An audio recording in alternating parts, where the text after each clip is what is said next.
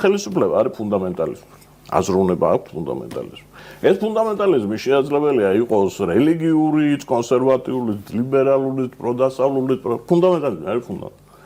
შენ თუ აქიდან ამას იქიდან მეორე ფუნდამენტალიზმი უყენებ და ზუსტად ისეთივე დამოკიდებულება გაქვს შიგა დისკუსიის, განსხვავებული აზრის, მაშინ მე ალტერნატივაში შენ რატომ უნდა აგირჩიო და ხელისუფლებას რატომ უნდა დაუჭირო მხარი თუ ერთნაირად მოიქცევით ვიცი და რატომ უნდა შევიწუხო საერთოდ დავი. შენ თუ ალტერნატივას მე არ მიჩვენებ რით ახარ უკეთესი. აი ამ პროცესში უკეთეს, აი ეს პროცესი უკეთ როგორ მიყავს, პოლიტიკური პროცესი უკეთ როგორ მიყავს.